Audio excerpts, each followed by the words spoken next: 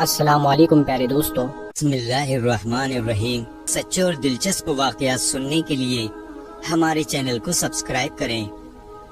سیدنا ادریس علیہ السلام ایک دن اپنے کام سے فارغ ہو کر بیٹھے تھے کہ ملک الموت آدمی کی صورت میں مہمان کے طور پر رات کو حضرت ادریس علیہ السلام کے دروازے پر آ پہنچے۔ حضرت ادریس علیہ السلام ہمیشہ روزہ رکھنے والے انسان تھے۔ جب شام ہوتی افطار کے وقت آپ کا کھانا جنت سے آتا، جس قدر چاہتے کھا لیتے، باقی کھانا پھر جنت میں چلا جاتا۔ اس دن کا کھانا جب آیا تو حضرت ادریس علیہ السلام نے وہ کھانا اس مسافر کو پیش کر دیا، لیکن مسافر نے کچھ نہ کھایا اور قدم پر قدم رکھ کر عبادت کرتا رہا۔ حضرت ادریس علیہ السلام ان کا یہ حال دیکھ کر بہت متاثر ہوئے کہ یہ کون شخص ہے۔ اگلے دن حضرت ادریس علیہ السلام نے ان سے کہا، اے مسافر، تو میرے ساتھ چل کر خدا کی قدرت جنگل میں جا کر دیکھ۔ تب دونوں بزرگ گھر سے میدان کی طرف نکل پڑے۔ چلتے چلتے گیہوں کے کھیت میں جا پہنچے۔ موت کے فرشتے نے کہا کہ چلو چند گوشے گیہوں کے لے کر دونوں کھاتے ہیں۔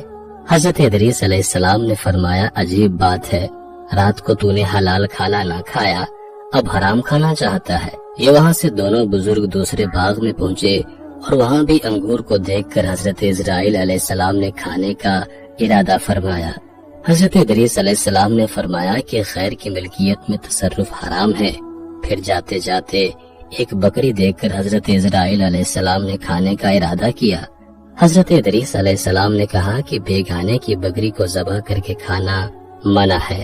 اس طرح 3 روز تک دونوں آپس میں گفتگو کرتے رہے۔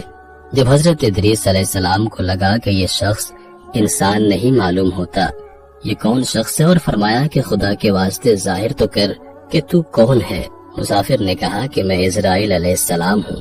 حضرت ادریس علیہ السلام نے فرمایا کہ سب مخلوقات کی جان تم ہی نکالتے ہو۔ انہوں نے کہا کہ ہاں۔ ادریس علیہ السلام نے فرمایا، تم شاید میری جان قبض کرنے آئے ہو۔ انہوں نے کہا، نہیں، میں تو تمہارے ساتھ خوش طبعی کرنے آیا ہوں۔ حضرت ادریس علیہ السلام نے کہا کہ 3 دن سے تو میرے ساتھ ہے، کیا اس وقت بھی تو نے کسی کی جان قبض کی ہے؟ وہ بولے، تمام روحوں کو قبض کرنا ہمارے ہاتھ میں ایسے ہے جیسے تمہارے دونوں ہاتھوں کے نیچے روٹی رکھی ہوئی ہو، یعنی جس کی موت کا حکم ملتا ہے اللہ پاک کے حکم سے میں ہاتھ بڑھا کر اس کی جان قبض کر لیتا ہوں۔ اور بولا، اے حضرت ادریس علیہ السلام، میں چاہتا ہوں کہ تیرے ساتھ رشتہ داری قائم کروں۔ حضرت ادریس علیہ السلام نے فرمایا کہ میں تیرے ساتھ رشتہ داری قائم کروں گا، آپ مجھ کو روح قبض کرنے کی کرواہٹ سکھا دیں تاکہ مجھے زیادہ خوف ہو اور عبرت ہو، میں اپنے خالق کی اور بھی زیادہ عبادت کروں۔ ملک الموت نے کہا کہ میں اللہ کی خوشی کے بغیر کسی کی جان قبض نہیں کر سکتا۔ تب حضرت ادریس علیہ السلام نے خداوند قدوس کی بارگاہ میں عرض کی اور پھر جان قبض کرنے کا حکم ملنے پر جان قبض کر لی گئی۔ پھر موت کے فرشتے نے خدا کی بارگاہ میں دعا مانگی اور اللہ پاک نے ان کو زندہ کر دیا۔ حضرت ادریس علیہ السلام نے ملک الموت کو اپنی گود میں لے لیا اور دونوں نے آپس میں رشتہ داری قائم کر لی۔ پھر موت کے فرشتے نے ان سے پوچھا، اے ادریس علیہ السلام، جان نکلنے کی تلخی کیسی تھی؟ وہ بولے، جیسے کسی زندہ جانور کی کھال سر سے پاؤں تک ادھیڑی جاتی ہے۔ موت کے فرشتے نے کہا کہ اے بھائی، قسم ہے رب العالمین کی، جیسے میں نے تیرے ساتھ احسان کیا اور جتنی آسانی میں نے آپ کے ساتھ کی، ایسا میں نے کسی کے ساتھ نہیں کیا۔ حضرت ادریس علیہ السلام نے فرمایا، اے بھائی، مجھے دوزخ کے دروازے تک لے چل تاکہ اس کو دیکھ کر مجھے خوف الہی زیادہ ہو اور میں زیادہ عبادت اور بندگی کروں۔ تب موت کے فرشتے نے اللہ کے حکم سے ان کو دوزخ کے 7 طبق دکھائے۔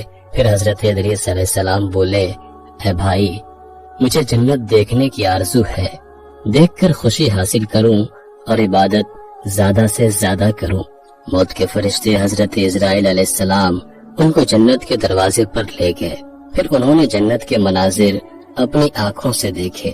پھر کہنے لگے، اے بھائی، میں جان کے تلخی سہ چکا ہوں، پھر دوزخ بھی دیکھی اور میرا جگر پیاس کے مارے جل رہا ہے، اجازت ہو تو بہشت میں جا کر ایک پیالہ جام پی لو۔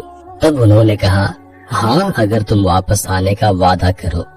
شاید پیاس کی وجہ سے حضرت ادریس علیہ السلام نے واپس آنے کا وعدہ کر لیا اور اللہ تعالیٰ کے حکم سے اپنی جوتیاں درخت توبہ کے نیچے چھوڑ کر بہشت میں داخل ہو گئے، کیونکہ باہر آنے کا وعدہ کیا تھا، اور نالین کو بھی درخت کے نیچے چھوڑائے تھے۔ کچھ دیر بعد موت کے فرشتے نے ان کو آواز دی، اے بھائی دیری مت کرو۔ تو جواب میں حضرت ادریس علیہ السلام نے فرمایا، اے مہربان، اللہ تعالیٰ فرماتا ہے کہ ہر نفس کو موت کا مزہ چکھنا ہے۔ اب تو میں نے موت کا مزہ چکھ لیا ہے اور میں دوزخ میں بھی پہنچ چکا ہوں، اور یہ بھی اللہ عز و جل فرماتا ہے کہ ان کو وہاں کوئی تکلیف نہ پہنچے گی اور نہ ہی ان کو وہاں سے نکالا جائے گا، یعنی جو جنت میں گیا واپس نہ نکالا جائے گا۔ اے بھائی اب میں ہرگز نہیں آؤں گا۔ بارگاہ الہی سے آواز آئی، اے اسرائیل علیہ السلام تو حضرت ادریس علیہ السلام کو چھوڑ کر چلا جا، میں نے ان کی تقدیر میں یہی لکھا تھا۔ حضرت ادریس علیہ السلام موت کا مزہ چکھ کر اور دوزخ کو بھی دیکھ کر جنت میں جا رہے تھے۔ تب حضرت اسرائیل علیہ السلام بولے، ہر نبی پر جنت حرام ہے جب تک کہ جنت میں خاتم الانبیاء حضرت محمد مصطفیٰ صلی اللہ تعالی علیہ وآلہ وسلم داخل نہ ہو۔ پھر آواز آئی، اسرائیل علیہ السلام میں بہشت کو دریغ نہیں رکھتا، لیکن پہلے بہشت میں محمد صلی اللہ علیہ وسلم داخل ہوں گے، ان کے بعد ان کی امت داخل ہوگی۔ حضرت ادریس علیہ السلام تو بہشت میں چلے گئے اور ان کے سب فرزند ان کے جدائی میں گریہ اور زاری کرنے لگے، ان کی یاد میں آنسو بہاتے اور بہت روتے۔ ایک دن ابلیس ان کے پاس آیا اور کہا کہ تم رویا مت کرو، میں تمہارے باپ کسی ایک صورت بنا دیتا ہوں، تم اس کو دن رات دیکھنا اور پوجنا، اس سے تمہارا سب درد اور دکھ ختم ہو جائے گا اور تب تم سب خوش رہو گے۔